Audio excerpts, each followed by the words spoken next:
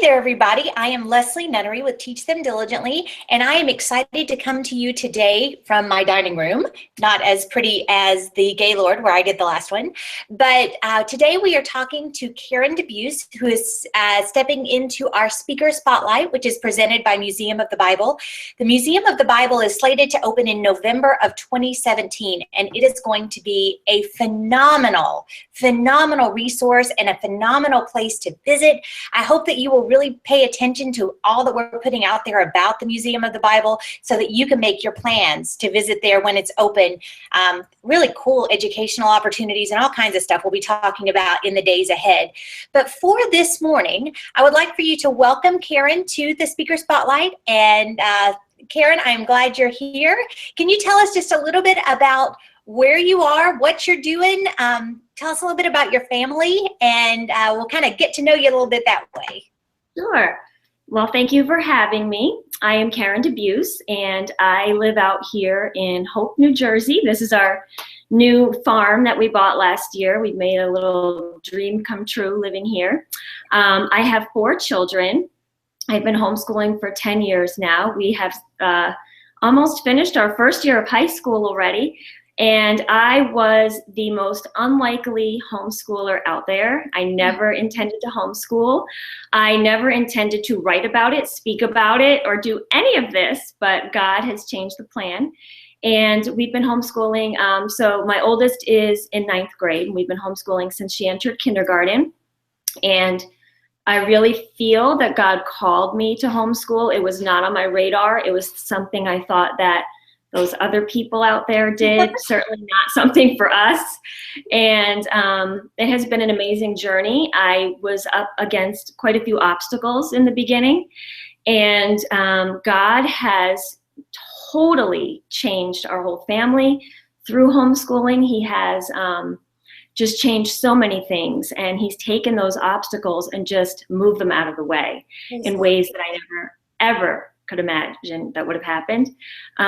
So let's see, I have 4 children. That Grace is the oldest, and then 3 boys that are, one just turned 13, one is turning 11, and I also have a 7-year-old, and we're homeschooling all of them. And it's just been such a journey. So in the beginning, I started writing this online journal, really because my family was very against homeschooling. And my mom, she worked in public school her whole life. So when I told them I was homeschooling, it was quite a surprise. So anyway, I talk about that a lot in my sessions at Teach Them Diligently. So if anybody is having those obstacles, it's really something that you'll hear about our journey. But so I started writing this online journal kind of because it was hard to kind of talk about homeschooling with my family. It was like that big elephant in the room, like they weren't happy about it. But I wanted them to know that we weren't sheltering their children, grandchildren. We weren't, we were teaching them. So I just started this online journal to share with family and friends. And what happened was I realized I loved writing, and I, started writing for I didn't even know when I started blogging that that was a thing, that like people did that, it was probably 6 years ago now. So I started writing, and people were reading it, and before I knew it, other people besides my family were reading it. Through all these things, I ended up starting writing for other things, and then started speaking about homeschooling, and eventually wrote a little book that I thought no one would ever read. I really just wrote it for readers of my little blog, and that book to this day, 5 years later, is on the Amazon bestseller list for homeschooling books. So it is, again, all God, certainly not me at all, but it's been amazing. So I write at Simply Living for Him, which is it's my ministry. I'm a simple girl at heart. Like I said, this is our dream come true, the little farm, the simple life. And I write all about that and our journey to this place on my website. But I really encourage people to live more simply. And it's so much more than just minimalism or simplifying. It's really about getting to the heart and why we let so many distractions in our lives. And that also ties in greatly with homeschooling. because nowadays in homeschooling, there is just so much in the homeschooling world, so much information, so much curriculum, just so many things to sort of sort through. So I write at Simply Living for him about how we can live more simply with our focus on God. And I also write at another website, BibleBased Homeschooling, which is where I share resources for the Christian homeschooling family. So that's a little bit about what I do. Well, great. Regarding your ministries and your platform, now I know that you have, with Bible-based homeschooling, you have devised a system, a method, I don't know exactly what you would call it, of using the Bible as your main curriculum, your main textbook. Can you give us just a little bit of insight into how you came up with that? How did God lead you to that? And how does that look practically? Okay, and that is actually one of my sessions at Teach Them Diligently. Will go all about Bible-based homeschooling and how we use the Bible as our main textbook for 1 year. And we used no other books for science. The only thing we used was something for math, a little bit extra, but pretty much it was like a giant unit study. Every single thing that we studied came from our Bible study. And how that happened was that year that we did that, I was speaking at our state convention. And I happened to sit upon, in one of Mark Hamby, one of his sessions, and he just said one little line in there that stuck with me. He said that if he could go back, he would take around the age of 12 to have his child just study the Bible. Huh. And that really sat with me for a while. And I thought, and my kids, I think my daughter at that time was maybe 10 or 11.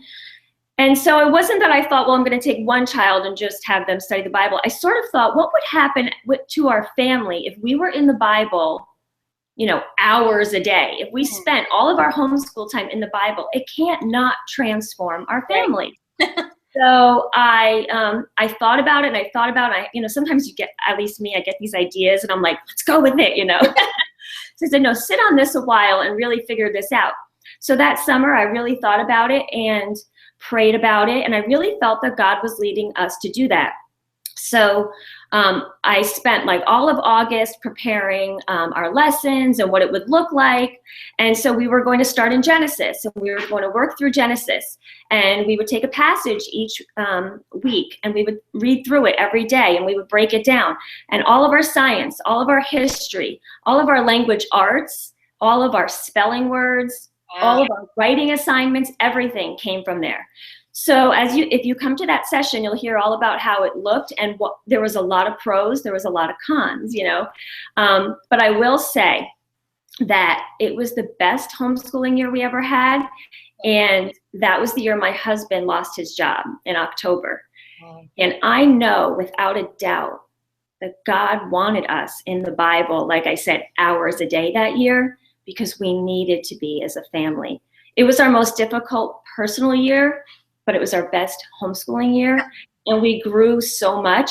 And literally, as we went through these Bible passages, they were paralleling our life. Like every lesson we learned, my kids were recognizing, this is what we're going through. Wow. It was amazing. So I don't even care if we learned nothing academically that year, even though we did. Right. We learned so much about God, and our faith grew so much. Now, we don't use the Bible as our main textbook anymore. Yeah. This year, we're studying through the Bible, the entire Bible together as a family from start to finish. And I talk about in my session why we don't use the Bible as our main textbook anymore. We still use it definitely as the foundation of our homeschool, and it's the foundation of everything we do.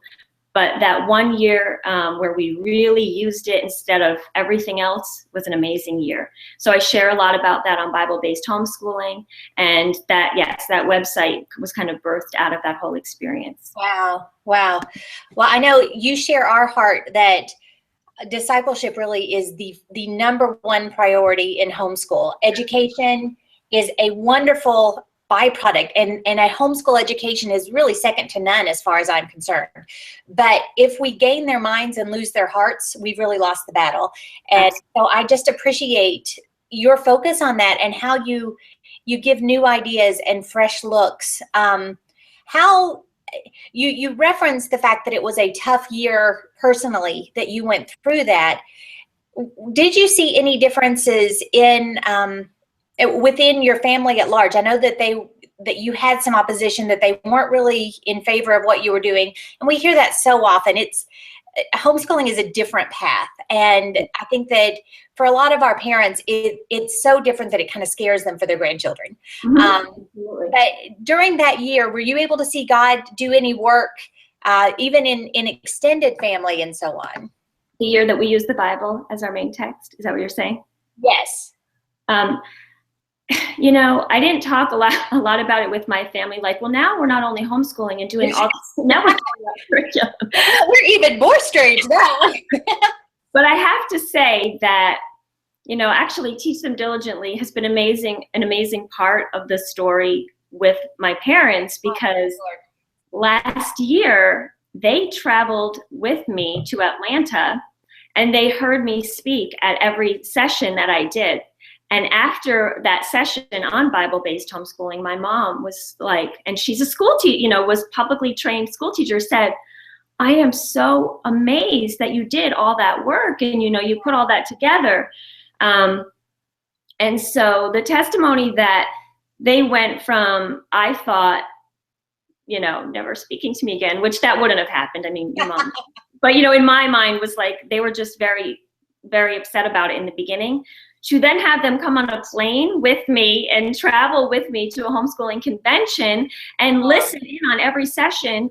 And when it was over, my mom said to me, I know that this is the only way for your family. So that was enormous. That was huge. And so I just see that God has worked in their life. I see that, he's worked in our family and he's brought us closer. And people told me in the beginning that it would, if your parents are against you, it's going to take time for them to see the fruit. But I didn't want to hear that. I wanted them to, I wanted them to fix now, right now. And it took like a good, 10 years for her to say that. She saw that this was the only way. So now they not only accept it, they support it 100%. So God has just worked amazingly in all of this. Well, I'm so thankful. And it's such an encouragement to hear you talk about the change, not only from God bringing you from someone who would never homeschool, which I think there's a lot of us like that. I would have never considered myself prime candidate for homeschooling either. And yet that was God's plan for us. And it was the way that God opened the doors for ministry that we would have never seen either. Absolutely. So I appreciate so much your sharing your heart about that, but also the fact that when God works, it may not be in our timing. When we may want it right then, we want the acceptance, we want the answers, we want to see the fruit right then. And yet God is faithful to answer those prayers and to accomplish his will in his time. And it is such an encouragement to hear you point our hearts back in that direction. Real quick, before we close up, can you tell us, just give us a kind of an overview of what you'll be talking about? We've talked about the Bible-based homeschooling, but you've got some other sessions. So just give a highlight so that they know what to expect and what to look for. Okay. I have 5 sessions that I'll be doing. My baby is Simplifying Homeschool, which is what I started speaking on in the beginning. And that is all about having less clutter and more joy in your homeschool. But it is not just a session, about organization and practical ways of simplifying, although there is a lot of that, but many people are surprised when they come and they're like, wow, you just got all to the heart. Because as I said, simplifying to me is really about a heart issue. The more we seek after God, the less we care about the stuff of this world. So it's a lot of heart stuff, but it's a jam-packed session with practical ways to simplify, but really getting our hearts in focus. And if you're feeling overwhelmed and you're feeling like you've just got clutter everywhere and you need to sort of focus, that's a great session for you. I have a session for new homeschoolers called Don't Run, New Homeschooler. I love that title. I'm glad you said that because I thought I don't want to scare anybody away because maybe they weren't running. But, I just feel like so many times I felt like that. Our very first year, I went and looked at the, local Christian school and I was ready to throw in the towel. if I can do this, anyone can. And like I said, I was such an unlikely homeschooler, and here I am. So that one is really focused on things that I want new homeschoolers to know. But I've done that session for other conventions, and people that are veteran homeschoolers always come and say, anyone can get something out of it. So even though it's for new homeschoolers, anyone who needs like that refresher of why we're doing this, and you can do it, and actually you don't do it, but God does. That's a great session for that. I'm also doing one based on my book called Home, Letting God Lead Your Homeschool.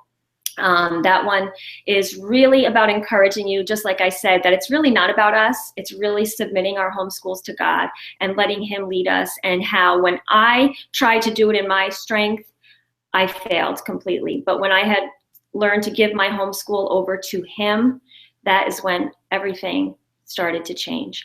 So I'll be talking about that.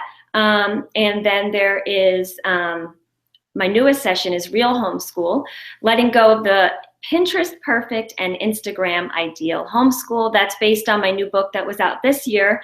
And that is really about Romans 12:2. And we are really going to be focusing on living for God's standards and not the world's standards, and not what Pinterest says is perfect, not what Instagram says is perfect, not what the online world says is perfect, but what the Bible says.